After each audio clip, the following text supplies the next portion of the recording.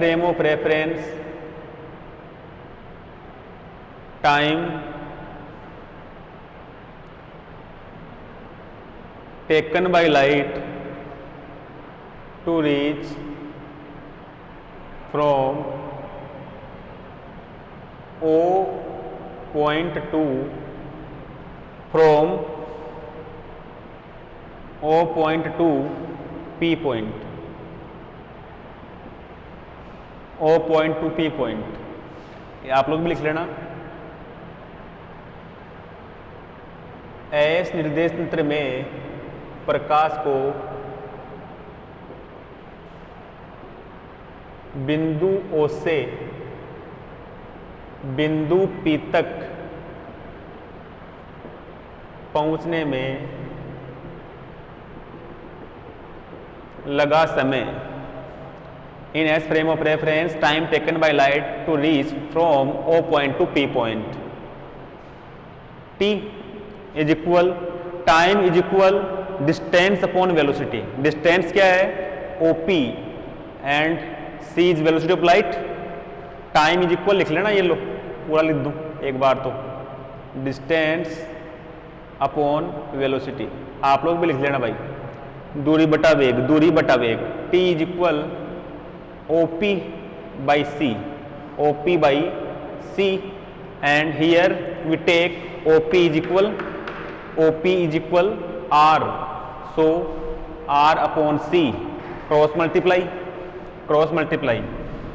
C multiply here, R is equal CT, then R square is equal C square T square।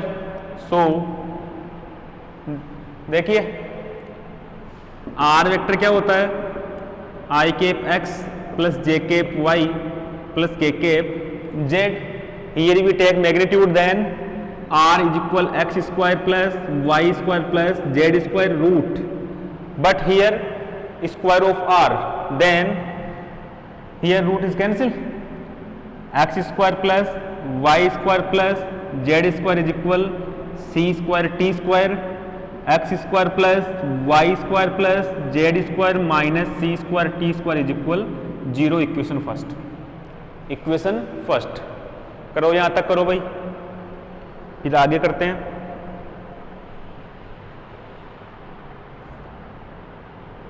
यहां तक करो फिर आगे करते हैं।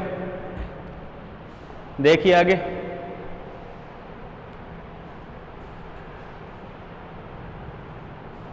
फिर लिखना है इन एच डैश, उससे आगे in H dash frame of reference time taken by light to reach from O dash point to P point, O dash point to P point. H dash निर्देश तंत्र में प्रकाश को बिंदु O डैश से P तक पहुंचने में लगा समय, इसको मैं साइड में लिख लेता हूं यहां पर, x square plus y square plus z square minus c square t square is equal 0। Equation first. उसके बाद में आपको ये लिखना है, ये लिख लेना। यहां पर टाइम क्या कंसीडर कर रहे हैं अपन? Time t dash, distance O dash P and velocity same, because in all inertial frame of reference velocity of light is a universal constant, ठीक है ना? O dash P and O dash P right here by R dash over C, then R dash is equal C T dash, then R dash square is equal C square T dash square। on solving हल करने पर, पहले वाली भी same equation थी, वहां पर R square is equal C square T square था, तो सिमिलर सॉल्यूशन लिख दो, यहां पर डैश लगा दो, इनके ऊपर बस केवल डैश लगा दो, तो x dash square plus y dash square plus z dash square minus c square t dash square is equal 0। Equation 2, then equation 2 क्या आ गई? x dash square plus y dash square plus z dash square minus c square t dash square is equal 0। Equation 2, ठीक है भाई, कर दे इसको rough, यहां तक लिखो, इसको लिखो, इसको यहां तक।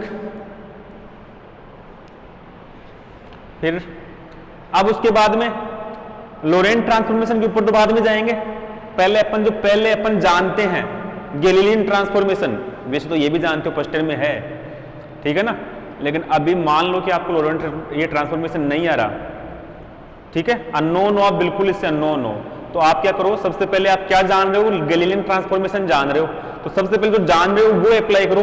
भाई वो एग्जैक्ट सॉल्यूशन दे रहा है तो फिर बाद में इसका आगे डेरिवेशन करने की जरूरत ही नहीं है, ठीक है ना। तो और गैलीलियन ट्रांसफॉर्मेशन किसके लिए वैलिड था, only for low velocity, only for low velocity. तो सबसे पहले देखो भाई वो लो वेलोसिटी वाला जो डेरिवेशन है वो यहाँ पर भी यूज हो रहा है क्या, ठीक है ना। और ट्रांसफॉर्मेशन का यूज जानते हो ना कि ट्रांसफॉर्मेशन एक इक्वेशन होती है, क्या होती है, एक इक्वेशन। जैसे गैलीलियन ट्रांसफॉर्मेशन यदि मैं इस इक्वेशन के ऊपर अप्लाई कर दूं तो एस में और एच में जो ट्रांसफॉर्मेशन है वो बराबर हो जाना चाहिए, क्या हो जाना चाहिए, बराबर हो जाना चाहिए। तो सबसे पहले अपन अप्लाई करते हैं, देखो we know that Galilean transformation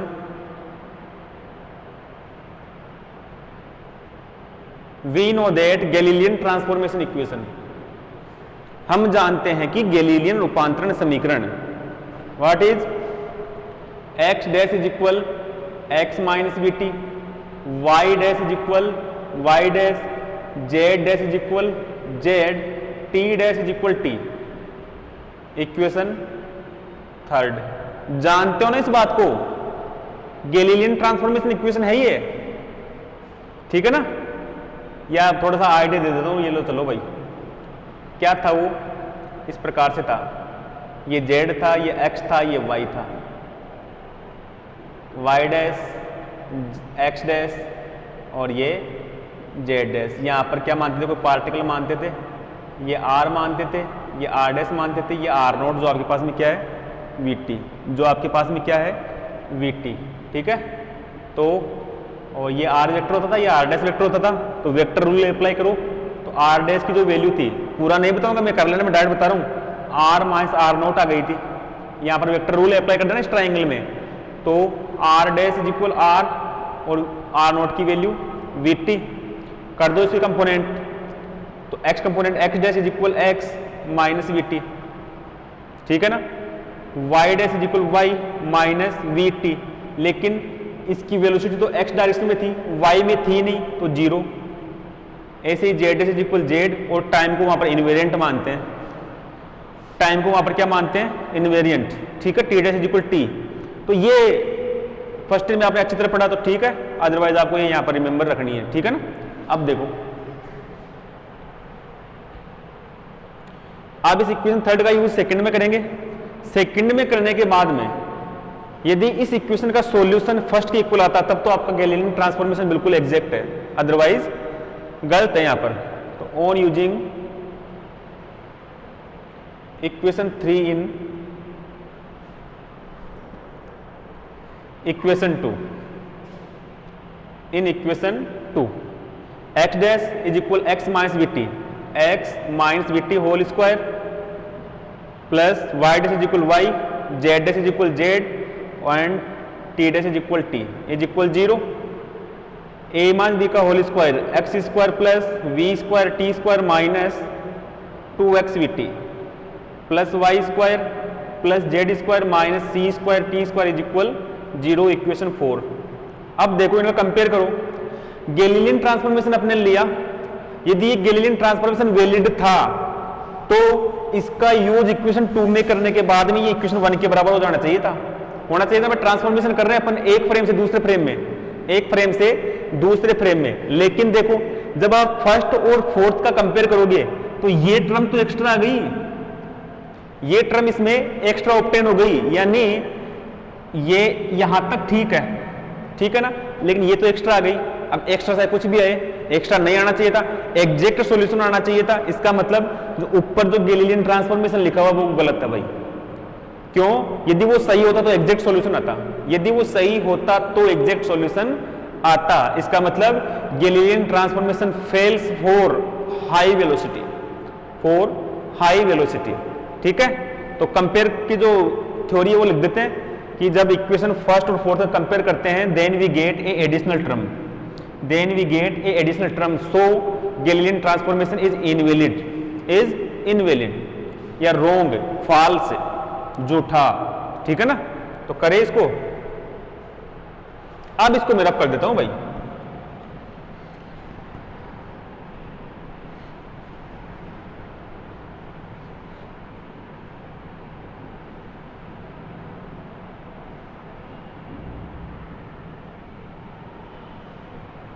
करें,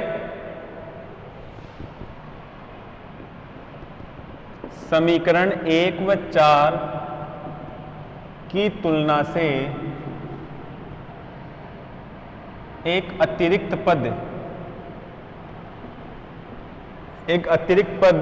v square t square minus 2xvt प्राप्त होता है। अतः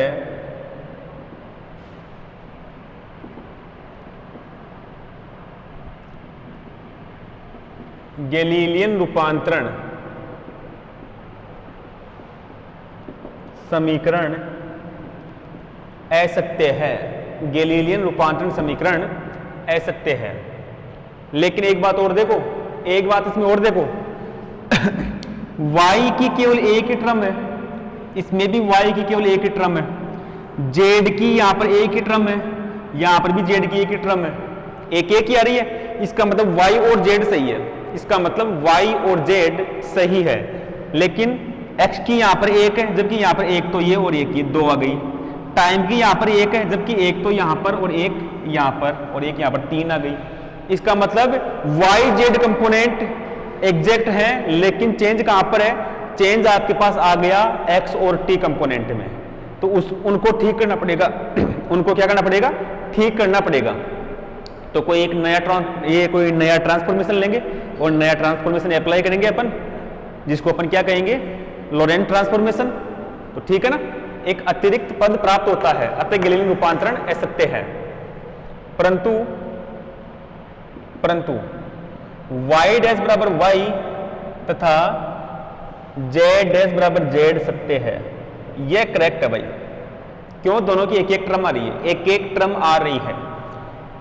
ऑन इंग्लिश में लिख लेना, comparing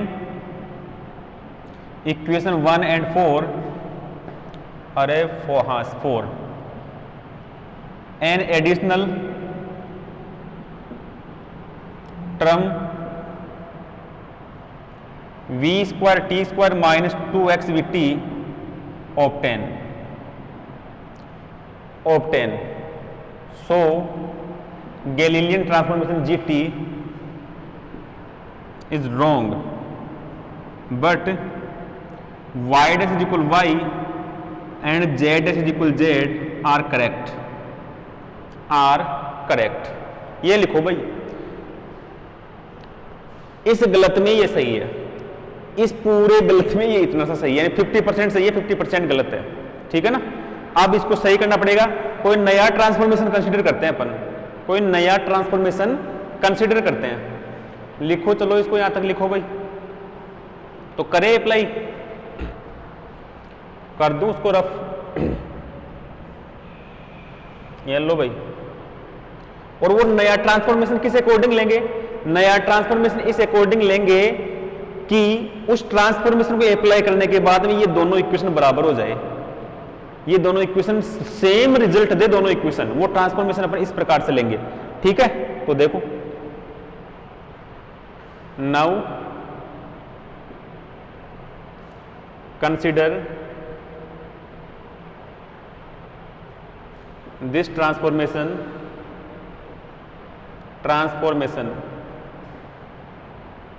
as below. Now consider this transformation as below.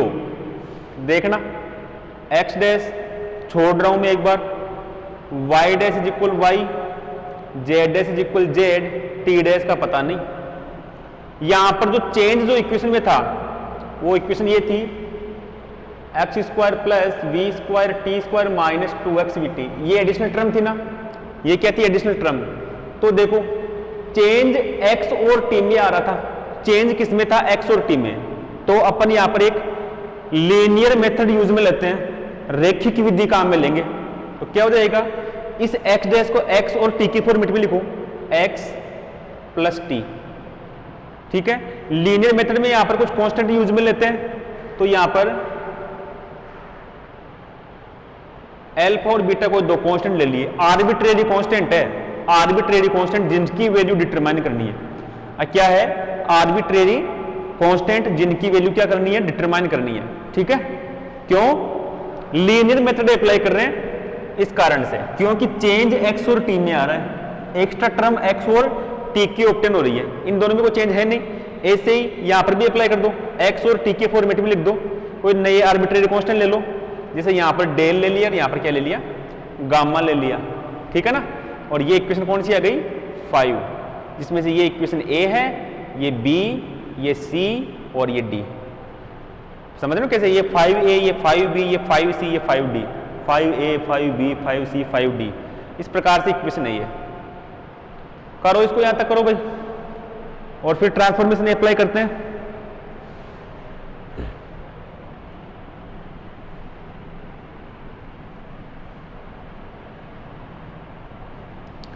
इनको रिमेंबर रख लेना, बाद में अपन इन इक्वेशंस को अप्लाई करेंगे। यहां पर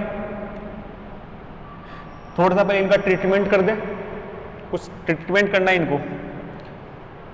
जो भी स्टडी कर रहे हैं उस ऑब्जर्वेशन पॉइंट की, तो उस ऑब्जर्वेशन पॉइंट को भी कुछ देखने वाला एक ऑब्जर्वर होगा, कुछ क्या होगा, ऑब्जर्वर। तो सबसे पहले देखेंगे भाई वो ऑब्जर्वर कहां पर है, ऑब्जर्वर कहां पर है, ऑब्जर्वर रेस्ट फ्रेम में है या फिर मूविंग फ्रेम में है, किसमें है, मूविंग फ्रेम में। तो सबसे पहले ऑब्जर्वर को रेस्ट फ्रेम पे रख के देखो, और एक बार ऑब्जर्वर को मूविंग फ्रेम में रख के देखो, दोनों जगह रख के देखेंगे। देखो कैसे,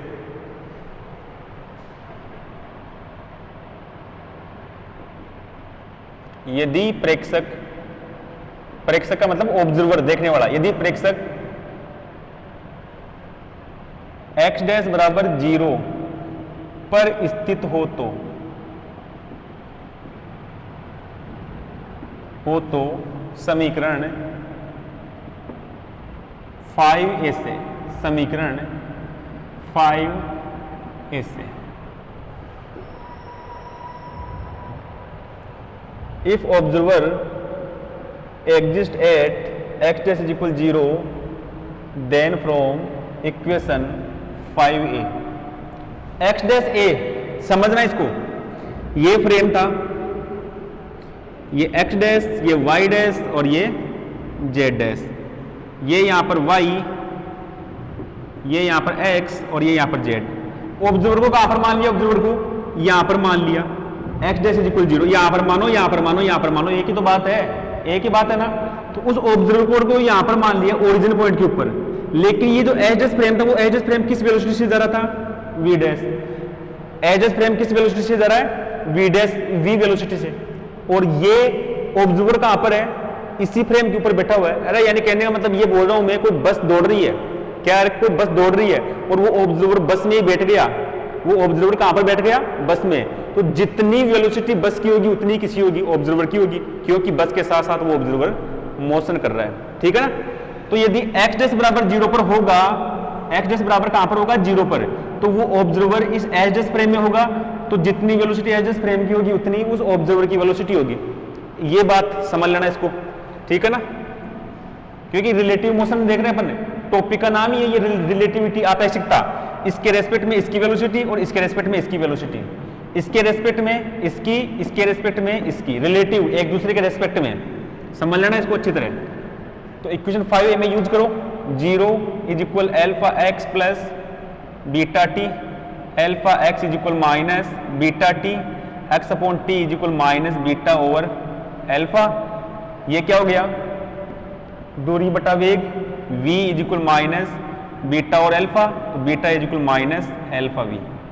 ये इक्वेशन 6, ये इक्वेशन 6 करो, यहां तक करो भाई, फिर आगे करते हैं। Beta is equal minus alpha v, करो यहां तक।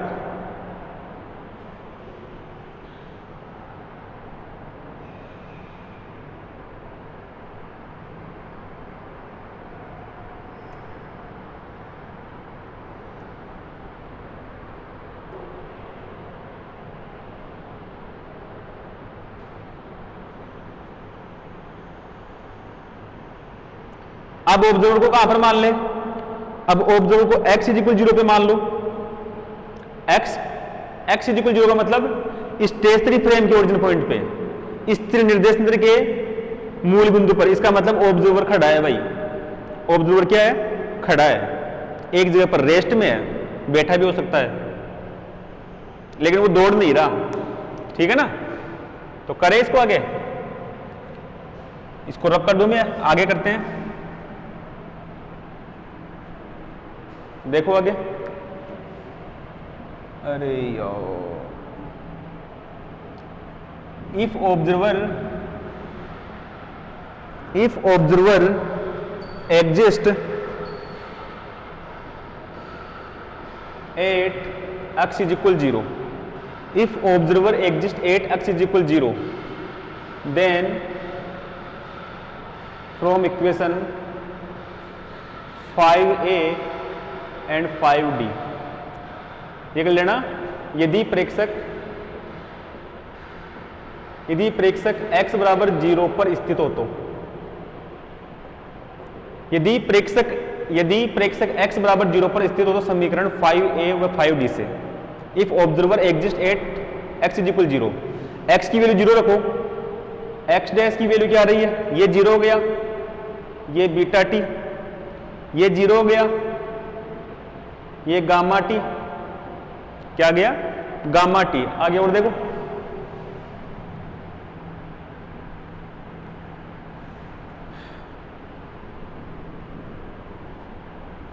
आगे और देखो, सो डिवाइड कर दो इनको, x dash over t dash is equal beta t over gamma t, ये टी को cancel, x dash over t dash is equal beta over gamma, समझना।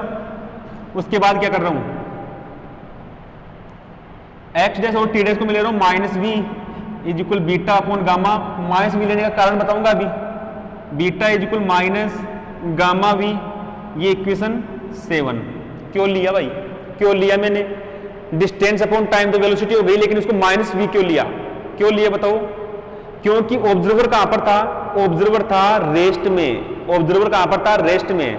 तो रिलेटिव मोशन एस डैश के रिस्पेक्ट में उसकी वेलोसिटी कितनी हो गई, माइनस वी। कैसे, यदि अपन बस में बैठे हैं, मान लो अपन किस में बैठे हैं, बस में, यदि अपन बस में बैठे हैं और बाहर कोई खड़ा है, जैसे कोई पेड़ पौधे क्या होते हैं, खड़े होते हैं ना, तो अब बस की खिड़की से देखो, यदि अपन इस साइड जा रहे हैं तो वो पेड़ पौधे वापस पीछे की ओर जाते हुए दिखाई देंगे अपन को, सूडो मोशन। क्या होती है, सूडो मोशन। यदि अपन इस साइड जा रहे हैं तो वो पेड़ पौधे वापस अपन को अपोजिट डायरेक्शन में मोशन करते हुए दिखाई देते हैं। इसका मतलब अपनी इस डायरेक्शन में वेलोसिटी 10 किलोमीटर पर आवर है, तो पेड़ पौधों की वापस कितनी हो गई, हमारे से just opposite, minus 10 kilometre per hour. तो यहां पर वही बात है, एस डैश फ्रेम की वेलोसिटी कितनी है, v है, लेकिन जो ऑब्जर्वर जो रेस्ट में है, जो ऑब्जर्वर जो कहां पर है, रेस्ट में, उसकी वेलोसिटी क्या हो जाएगी वापस, माइनस वी। तो लिख दूं इसका कारण यहां पर लिख देता हूं मैं, x dash over t dash is equal minus v, since in S dash frame observer seems in moving in opposite direction या रिवर्स डायरेक्शन, अपोजिट सही है।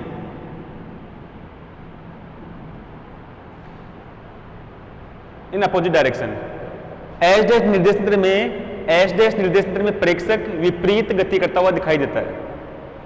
एस डैश निर्देश तंत्र में प्रेक्षक विपरीत गति करता हुआ दिखाई देता है, ये करना है भाई, ठीक है ना। कारण ये आ गया इसका। अब 6 और 7 का कंपेयर करो, इक्वेशन 6 और 7 का कंपेयर, तो लिख देते हैं मैं आगे, समीकरण 6 व 7 की तुलना से, समीकरण 6 व 7 की तुलना से, on comparing equation 6 and 7, LHS ने दोनों का सेम, माइनस की जगह माइनस, वी की जगह v, alpha is equal gamma, ये इक्वेशन 8। ये इक्वेशन 8। अब क्या करें, 7 और 8 का यूज, 7 और 8 का यूज कहां पर कर दो, इक्वेशन 5 में, तो नई इक्वेशन आएगी। लिखो इसको,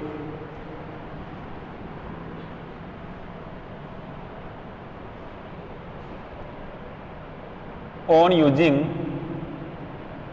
इक्वेशन 7 and 8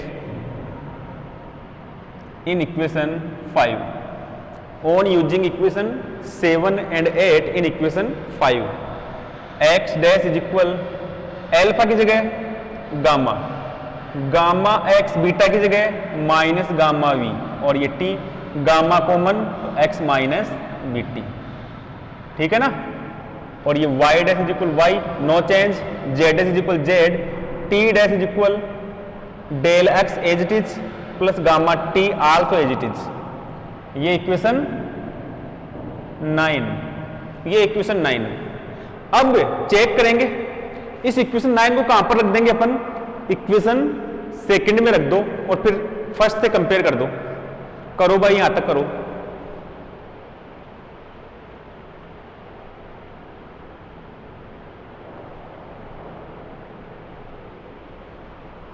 यहां तक करो, फिर करते हैं। चलो रब कर दूं इसको,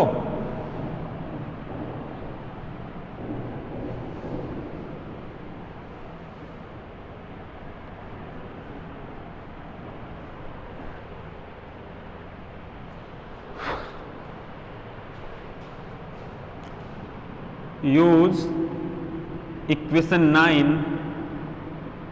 इन इक्वेशन 2। इक्वेशन 2 क्या थी, x dash square plus y dash square plus z dash square minus c square t dash square is equal 0, ये थी। तो करें यहां पर इक्वेशन 2 आप अपने नोटबुक में चेक कर सकते हो भाई। एक्स डैश की वैल्यू ये, वहां पर स्क्वायर है तो gamma square x minus v T का होल स्क्वायर, वाई डैश की जगह वाई, जेड डैश की जगह जेड, सी स्क्वायर टी डैश की जगह ये del x plus gamma T का होल स्क्वायर इज इक्वल 0। खोल दो इसको, ए माइनस बी का होल स्क्वायर और गामा स्क्वायर साथ मल्टीप्लाई हो रहा है, तो gamma square x square minus gamma square v square t square plus, sorry plus आएगा minus 2ab minus 2 gamma square x v t plus y square plus z square minus c square del square x square minus c square gamma square t square minus 2 c square del x gamma t is equal 0। ये मैं नहीं बताऊंगा, आप लोग कर लेना भाई। ए minus b का होल स्क्वायर से खोल दिया, गामा स्क्वायर मल्टीप्लाई हो रहा है, ए प्लस बी के होल स्क्वायर से खोल दिया, सी स्क्वायर मल्टीप्लाई हो रहा है ना। अब एक्स स्क्वायर को अलग कर दो, वाई स्क्वायर को अलग, जेड स्क्वायर को अलग, टी स्क्वायर को अलग, तो देखो क्या आता है। एक मिनट देखो भाई, एक्स स्क्वायर चेक करो कहां पर आ रहा है, एक यहां पर आ गया और एक यहां पर है, दो ही जगह है, तो एक्स स्क्वायर कॉमन ले लूं मैं, यहां पर गामा स्क्वायर ये minus c square del square, यही बच रहा है क्या, मुझे तो यही दिख रहा भाई। एक्स स्क्वायर आ गया, फिर चेक करें वाई स्क्वायर की केवल एक ही टर्म, यानी मैंने इसको लिख दिया, इसको लिख दिया, इसको लिख दिया, जेड स्क्वायर की एक ही टर्म, ये लो भाई जेड स्क्वायर की एक ही टर्म, इसको भी लिख दिया ना। अब मैं क्या कर रहा हूं, माइनस कॉमन ले रहा हूं और टी स्क्वायर की क्वांटिटी कहां पर है वो देखो, टी स्क्वायर एक यहां पर भी है, ये लो एक टी स्क्वायर कहां पर है, ये यहां पर टी स्क्वायर है, एक टी स्क्वायर यहां पर है। मैंने एक माइनस कॉमन लिया और दोनों में से गामा स्क्वायर भी कॉमन आ रहा भाई, गामा स्क्वायर माइनस कॉमन लेने पर ये किस में हुआ, प्लस में, तो ये बच रहा है सी स्क्वायर और ये किस में हो जाएगा, प्लस वाला माइनस में, और ये बच जाएगा माइनस वी स्क्वायर, और ये टी स्क्वायर कॉमन है ही, यही कहानी चल रही है। अब एक तो देखो ये बच गया, ये वाला स्टार लगा दिया, एक तो ये और एक ये, दोनों में से क्या कॉमन है, माइनस कॉमन है, 2 कॉमन है दोनों में से, एक गामा दोनों में कॉमन है, ये गामा कॉमन है, एक्स टी भी कॉमन है, ये एक्स टी भी कॉमन है। अब क्या बच रहा है, ये 2 गामा एक्स टी, तो यहां पर गामा ये बच रहा है और वहां पर minus c square del is equal 0। ये करो भाई, ये आ गया, ठीक है ना। मुझे कुछ मिस्टेक लग रही है यहां पर। ये वी बी है भाई, 2 गामा एक्स टी, एक गामा और एक वी, ये गामा और वी ये बचेगा इज इक्वल 0 और ये इक्वेशन 10। अब इसका कंपेयर कर दो 1 से, क्योंकि आपके पास ओरिजिनल इक्वेशन कौन सी थी 1, तो अब मैं इसको रब कर दूं,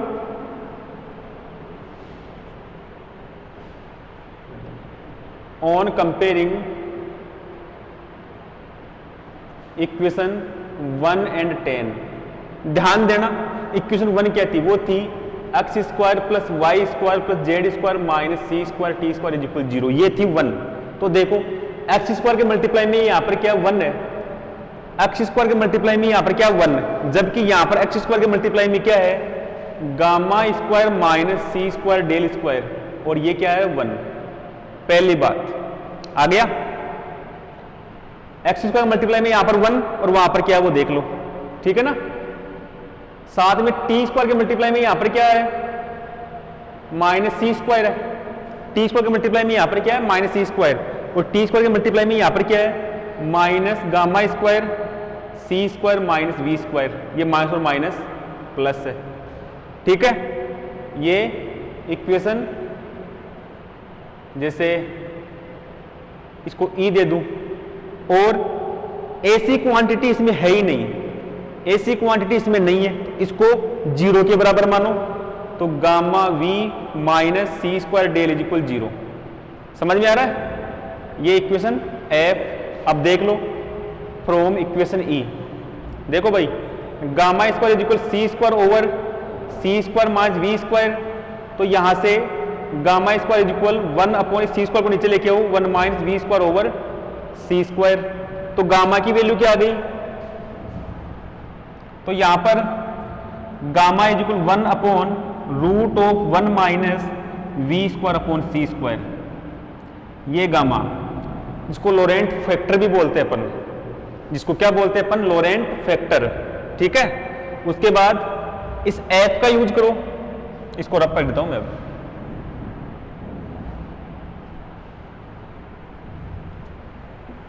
उसके बाद करना फ्रॉम एफ। एफ देखो gamma v is equal c square del, तो del is equal gamma v upon c square.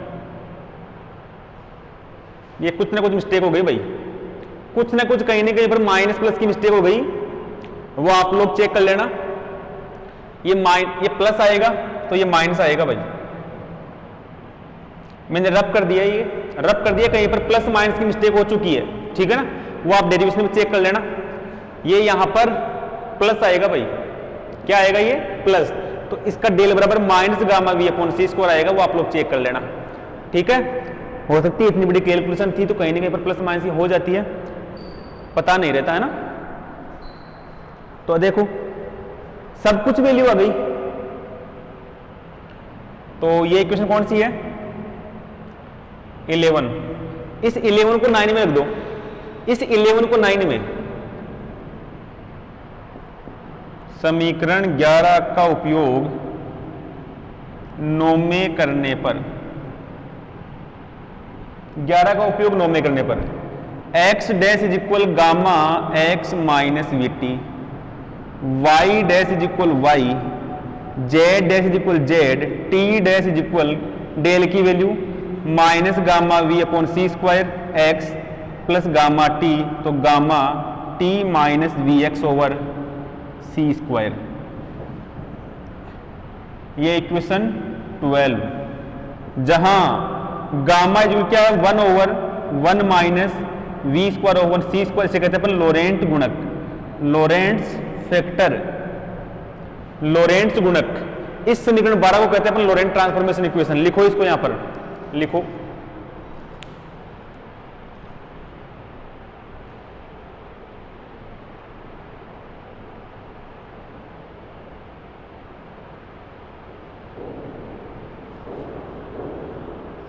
लिखो भाई,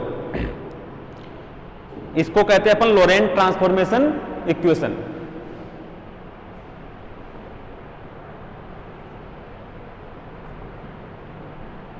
कर दूं रफ, इसको लिख लेना।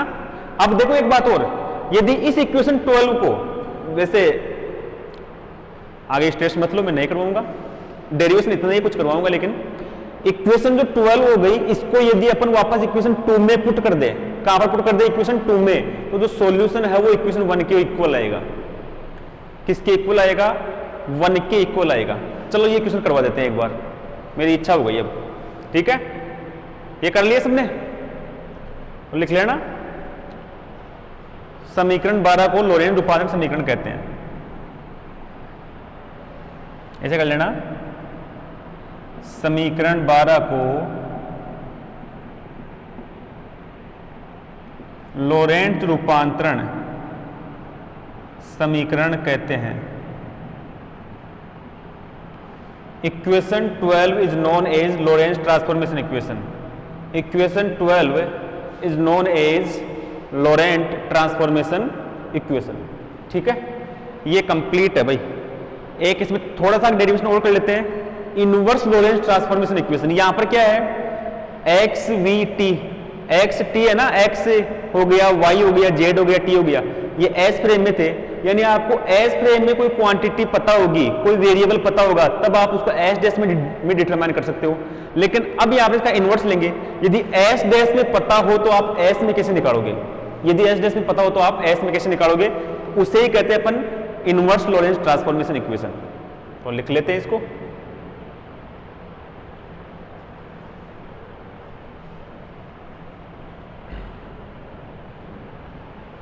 छोटा सा टॉपिक है ये, व्युत्क्रम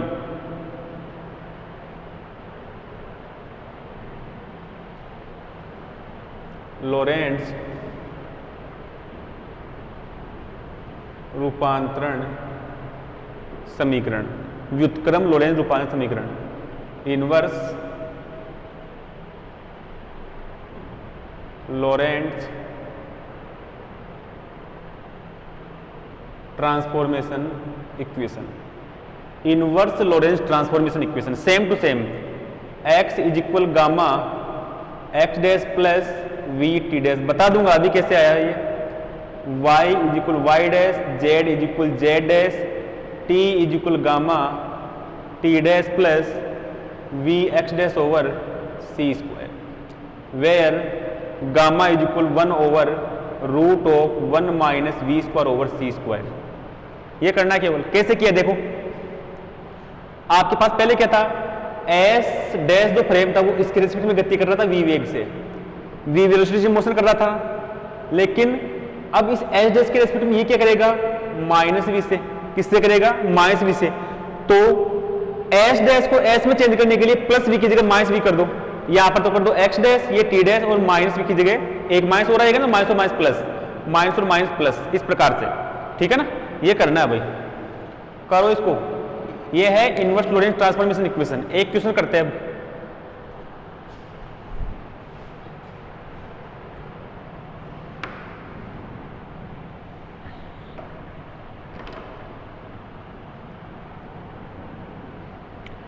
वो जो इक्वेशन सेकंड में रखकर फर्स्ट प्रूव करने वाला वो क्वेश्चन में आता है, वो तो मैं उसको प्रूव करवा रहा हूं, फिर ये कंप्लीट हो जाए इस कारण से, क्योंकि फिर नेक्स्ट लेक्चर में इसके एप्लीकेशन रहेंगे और एक इसका 2D ट्रांसफॉर्मेशन रहेगा। फिर ये लेते हैं चैप्टर ओवर, फिर एक नेक्स्ट चैप्टर, इसमें 2 चैप्टर इसमें, तो करते हैं अब next question. Prove that the value of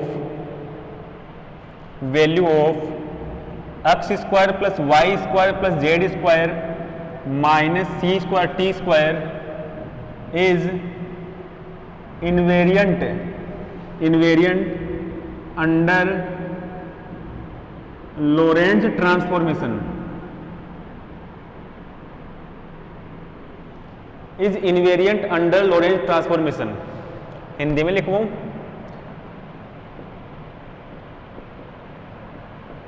सिद्ध कीजिए कि x square plus y square plus z square minus c square t square का मान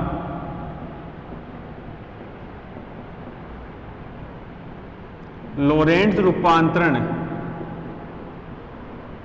के अंतर्गत निश्चर रहता है। निश्चर का मतलब कांस्टेंट, निश्चर रहता है, निश्चर रहता है। और ये निश्चर इनवेरिएंट क्वांटिटी है, वो क्या होती है भाई? First rank tensor, first rank tensor, प्रथम कोटि का प्रदेश। ठीक है, करें इसको, इजी है, फर्स्ट में खूब किया ऐसा। तो सॉल्यूशन फॉर इनवेरिएंट, निश्चर मान के लिए, ये लिख लेना, फॉर इनवेरिएंट निश्चर मान के लिए x dash square plus y dash square plus z dash square minus c square t dash square किसके इक्वल होना चाहिए? X square plus y square plus z square minus c square t square के लिए। यानी H dash में transformation और S में transformation बराबर होना चाहिए। एच डैश में क्वांटिटी और एस में क्वांटिटी क्या होनी चाहिए? बराबर। और ये क्या होती है? इनवेरिएंट। ठीक है, ये अपन को प्रूव करना है। ठीक है ना।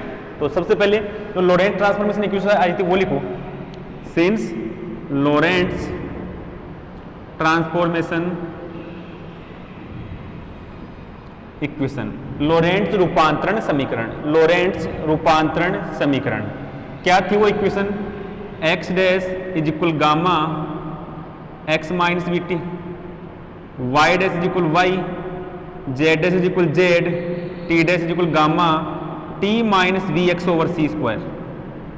यही थी, टी डैश बराबर gamma t minus v x over c square, where gamma क्या था? ये इक्वेशन 1 दे देना भाई इसको, 1 minus v square over c square था,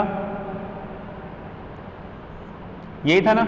इसका स्क्वायर करो, इस गामा का स्क्वायर, तो गामा स्क्वायर अब क्या हो जाएगा? ये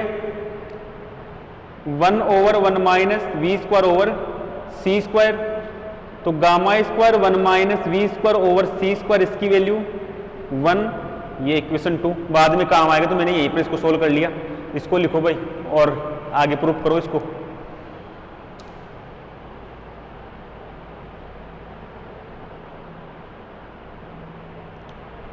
करो आगे इसको प्रूफ, चलो करते हैं। देखो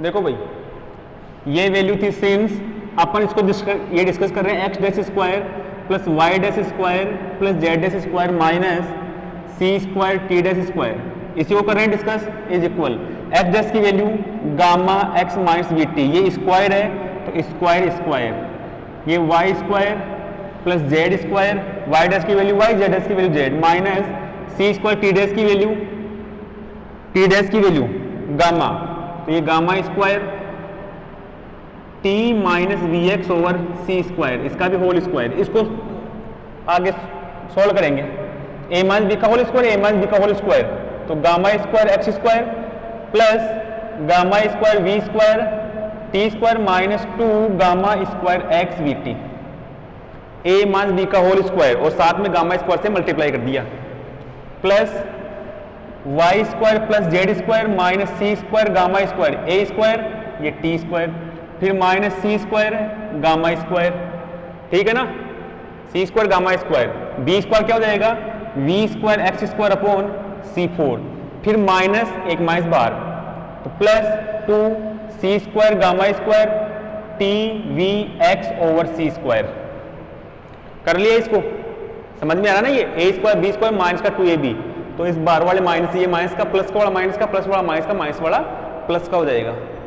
ठीक है, अब कुछ कैंसिल आउट हो रहा है, देखो क्या कैंसिल आउट हो रहा है? ये क्वांटिटी कैंसिल हो गई, कैसे? सी स्क्वायर ऊपर से कैंसिल हो रहा ना, तो क्या बता? ये 2 gamma square t v x, 2 gamma square t v x cancel out हो गया। एक यहां पर ये सी स्क्वायर है और ये सी 4 तो ये नीचे वाला क्या हो जाएगा, सी स्क्वायर हो जाएगा।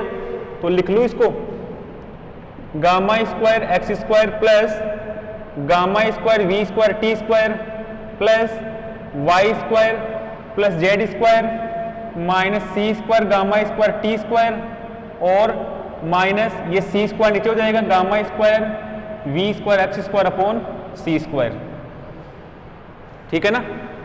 अब एक्स स्क्वायर एक यहाँ पर, ये लो भाई, और दोनों में गामा स्क्वायर कॉमन और एक्स स्क्वायर कॉमन। अब ये 1 और यहाँ पर ये v square upon c square,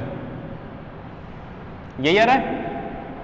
ये लो v square upon c square और ये x square plus y square plus z square. इन दोनों में क्या कॉमन है, देखो माइनस कॉमन ले रहा हूं, एक दोनों में टी स्क्वायर कॉमन है और एक मैंने सी स्क्वायर कॉमन लिया, सी स्क्वायर, और एक मैंने गामा स्क्वायर, ये लो ऐसे लेंगे, सी स्क्वायर गामा स्क्वायर कॉमन और ये टी स्क्वायर। तो देखो क्या बच रहा है, minus c square gamma square t square minus c square gamma square t square, तो ये तो माइनस, फिर ये प्लस वाला माइनस, गामा स्क्वायर आ गया टी स्क्वायर आ गया, ये वी स्क्वायर सी स्क्वायर यहाँ पर है नहीं तो डिवाइड में आ जाएगा। ठीक है ना, ये आ गया। अब इस इक्वेशन 2 का यूज कर दो, इस इक्वेशन 2 का यूज, ये वैल्यू 1, ये वैल्यू 1, यानी ये जो वैल्यू आ रहा है ना, ये वाली वैल्यू, ये वैल्यू 1 है भाई पूरी, और ऐसे ही यहां पर ये वाली वैल्यू क्या है 1, फ्रॉम इक्वेशन 2। तो अब क्या बन रहा है, ये x square plus y square plus z square minus c square, ये बच रहा है, टी स्क्वायर लास्ट में बच रहा है। ये तो प्रूफ करना था, ये प्रूफ करना था ना। और इसका एलएचएस क्या चल रहा है, x dash square plus y dash square plus z dash square minus c square t dash square is equal निश्चर, ये तो भूल ही गए लिखना, इंपॉर्टेंट यही था, इनवेरिएंट, ये लो भाई इनवेरिएंट, निश्चर प्रूफ कर दिया इसको, इनवेरिएंट, हैंस प्रूव कंप्लीट। तो आई थिंक आपको ये लेक्चर अच्छे से समझ में आया होगा, फर्स्ट ईयर का था वैसे, और तो आपके लिए बिल्कुल इजी होगा। इससे नेक्स्ट भी आपके यही चलेगा, इसके एप्लीकेशन चलेंगे। ठीक है ना, चलो भाई एप्लीकेशन करते हैं नेक्स्ट लेक्चर में। ठीक है, ओके।